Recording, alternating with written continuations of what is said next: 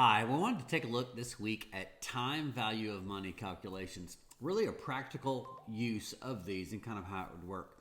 So in this video, what I've got for you is some basic time value of money problems, and then I want to solve those using Hewlett-Packard 10B2 calculator. Now, this is something that you can buy, of course, the calculator, or you can actually utilize an app on your phone to get this calculator. I've also downloaded a version that I can show you online so that I can show you how to work through that. Now, we've talked about time value of money, and it's really some simple concepts. You're looking at either a discounting concept, bringing it back to today's present value, or you're looking at a compounding concept where you look at some value today or series of payments.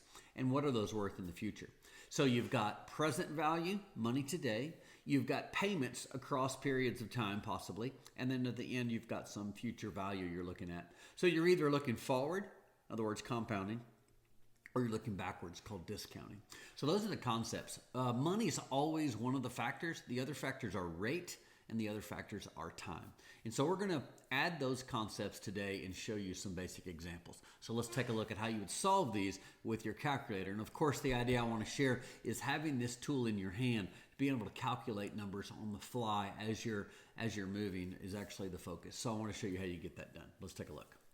All right, I've got a Word document. I've gone ahead and gotten some answers in here to move us along a little faster, but I want to show you how this works. This is the Hewlett-Packard 10B2 calculator. These are the time value of money inputs across the top. Again, time, rate, present value, payments, or future value. So that's the money section. Down here, you control your calculator with this second function in clear all, so you can wipe these out. And then let's take a look at how this would work. What if you're looking at a loan for a $65,000 home, 30 years, 8.5% interest? So you would plug that in just as you have it here. You would have a 30-year time period. You've got 8.5, and you go ahead and enter the full percentage value, and it knows it's a percentage, so it adjusts that already for you. And then the other is going to be the $65,000 loan, which is the value today. Now, you usually try to put a negative in front of all present values so that you can always display the correct number at the end, which in this case is a positive $6,000 loan payment. Now, loan payments are going to be probably for a home monthly, but you could do them yearly, and that's what this is. This is one period per year, and there's 30 of them. That's 30 years. If you wanted to adjust that really quickly to a monthly, you would take the 30 and you would multiply it times 12. So really what you've got is 360 periods. Now, 8.5 is our rate, but you need to divide it by 12, and that's going to be a lot lower, of course, 0.71. Now we recalculate a payment, and now you're looking at $4.99 a month.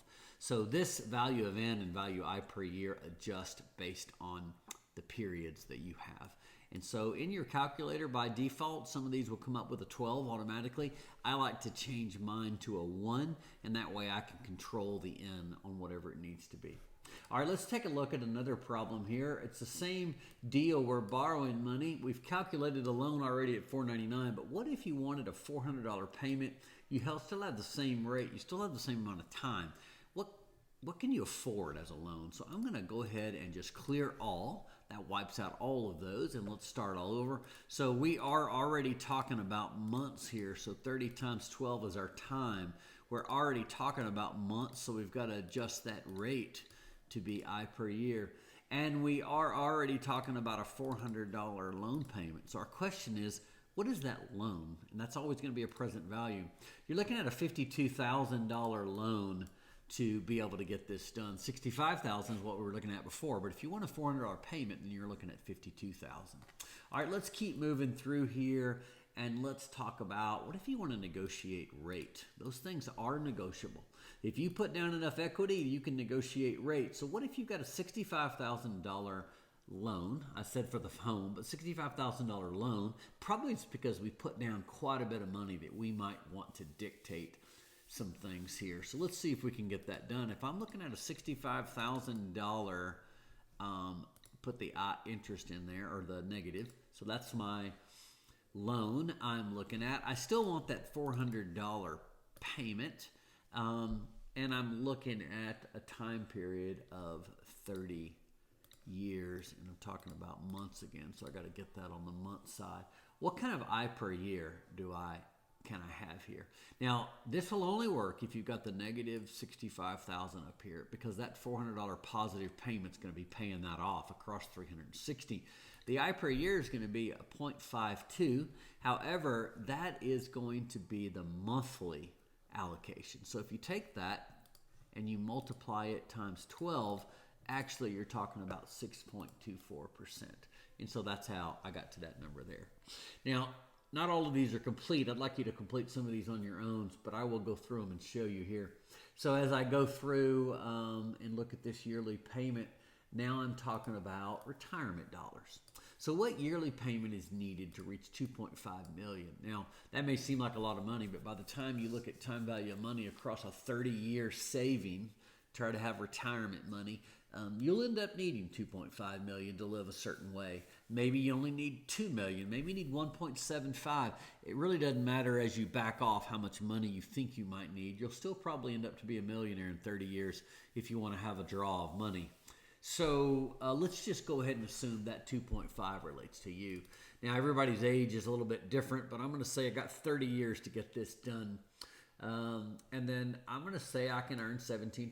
So what's that look like? Well, let's plug that in and see about this time value of money. I'm going to look at that 2.5 million is my target, and that's a future value out when I get ready to start retiring. I've got 30 years to get that saved, and I'm looking at yearly so far, and I'm talking about earning 17% as a rate. Question is, what's that annual payment needed to get there? And that's going to be, again, that negative kind of comes off in our case, but that's going to be $3,800 a year. Now, you may stop and say, let me get rid of that negative. You may stop and say, well, divided by 12, then that is $321 a month. However, we're ignoring something called compounding. If you invest once a year, you're compounding once a year. If you can invest monthly, you would compound monthly. So I bet we can do better than just dividing that by 12. So let's go ahead and change some stuff here. I'm going to talk about 30 years now, and I'm going to go ahead and say that is times 12. So that's really 360 periods. I'm going to say 17 divided by 12 is the potential rate. So, of course, monthly we'll be earning. So the question is now, what's the payment? Well, it's $225. So you can see it's better than just the divided by 12 number of that $3,861. You really can save $225 a month to get that done. Now, for some of you, that may seem like a lot of money. That's the average retirement savings across 30 years. So when you're younger, you will invest less. When you're older, you will invest more. If you can average $225 across that window of time, time value of money will get us a little bit, because as you're putting in less, you're earning less. But if you can average about $225 a month, that's actually very attainable. The key is time. And so let's look at some other examples of time value of money. All right, let's clear our calculator out in retirement, and let's look at the 2.5 million. But you say to yourself, hey, 30 years is what I've got. You can't earn 17%. Maybe that's too high. It's actually not really out of the realm of possibility at all. 12% may seem to you to more of a conservative percentage. So let's go with that. What's that look like? Well, I could have just changed those values, but I wanted to redo it again. So I'm talking about same $2.5 million as a future value. I'm talking about 30 years, and I'm now monthly. We've already done the month. Let's just stick with months. That's obviously the best way to save. So 30 times 12. Let's look at 12 divided by 12. Of course, that's an easy math. So it's just 1% per month. What is the payment that's going to get you there? Well, it's going to be $715 a month. We calculated it up there to be $225. So if you go with the lower rate, you really end up, of course, having to put in more. And so you really want to be aggressive as you can to earn more than that 12%. But if you say 12% is what you're going to earn, then you're going to end up, of course, having to put in more money to get this done. A lot of times we focus on money and rate. I would say you don't get to control those a whole lot. You want to invest aggressive as you can. If you fall short, then you end up, of course, needing to put in more money. Neither one of these are really out of the realm. You could play with rates and see the number that you need to get. But I tell you what, let's go and take a look at what happens if we mess with time, because that is a factor you do have complete control over. So $751 a month is our average across this window of time. And so let's see what happens if we take some years off the table. So instead of 30, I'm going to leave everything else up there. 25 times 12, and that's going to be my new end. So I backed in down to 300. All right, I'm going to hit payment now, and look what it's gone up by. So waiting 5 years cost us nearly, I guess that is almost double the amount of money, just because we waited 5 years. If you look at this payment by the month and say, all right, I'll tell you what I'm going to earn. I'm going to earn the 17%.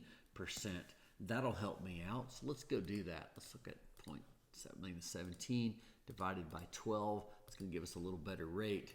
Your payment's $528 for that one. And so that's a little bit maybe more digestible. So maybe that rate's important. However, let's look at that payment per month. Look, the 17%. But let's look at also having that 30-year window to save and see how possible that is. So I'm going to leave the 17 in there. I'm going to go back to 30 times 12, and that's going to be mine back to my new end and hit that payment there.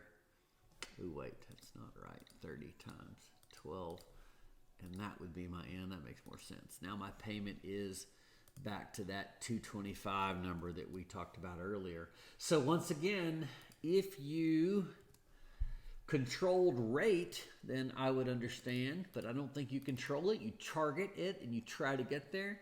You don't really control the money. It's how much money we're probably going to have. So once again, if I am able to save for 25 years, you're going to need 528. If I save for 30 years, you need 225. So once again, you're looking at needing double the money. So what's the lesson here? The lesson is that when you talk about retirement planning, the key is trying to control that time window. Getting started earlier is the key to retirement. But this lets you look at those. All right, let's jump to our final example here, and that's going to be clear all. How can you use time value of money to look at investment returns? Now, this could be anything from an oil and gas royalty. This could be anything from a land lease. This could be anything from even financing something to someone else. What is it worth? So I'm going to look at a couple of different investment opportunities, and then we're going to use some of this logic later as well.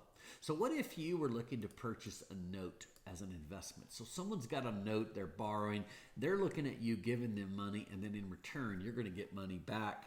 Well, what is it worth today? So let's look at a simple $750 a year, like a land lease that you purchase. There's 4 more years left on this, and they're wanting $2,700. Is it worth it? Let's take a look. You want to earn 6% on your money. So let's calculate what we know. So clear all. I'm talking about a 4-year window of time. I'm talking about a rate that I would like of 6%. And I'm talking about getting $750 as a payment. The question is, what's it worth today? That's a present value term, and the present value is worth $2,598. Now they want me to pay $2,700 for this. So the question is, your answer would be no thanks. That's worth $2,598 to me today. The most I would pay you would be, oops, I'm doing this in the wrong place. The most I would pay you would be the $2,598, because that gets me the money I want back. 6% across 4 years, $750. You want $2,700? That's too much. The answer is no. All right, what's another situation? Same concept. Let's look at an oil royalty. Just again, the concepts are the same. The example is just some context for us. What about if you have the ability to get $5,000 at the end of each year? So $5,000 payment. Again, what I know. talking for 10 years. I also know that. And I'm really wanting to make sure I earn 10% on my money. So I'm going to discount it at 10%, make sure I get that. What would you pay for that right to have access to that? The present value would be this $30,722. That's what it would be worth. So I would, of course, try to pay this, or, of course, less would be better. That gets me a little more money if I get that done. Well, what if they say, tell you what, we'll sweeten the pot a little bit. Let's change this. You get $5,000 today. And then the other 9 years, you get the lease on this. So let's take this and say, well, then I'm not having to wait 10 years. I only have to wait 9. So what's the present value of the deal now? Well, the present value is going to be $28,795. However, don't forget, you get $5,000 today, right? So we take this in our calculator, and we need to add that we get $5,000 up front. So really, that means this deal is worth $33,795. Now, why did it go up in value? The question is, or the answer to that is, because you got that $5,000 today. The time value of money of $5,000 given you today is $5,000. So that makes this worth just more. And so if you can get some money up front, it's worth a little more to you than it would be if you've got to wait.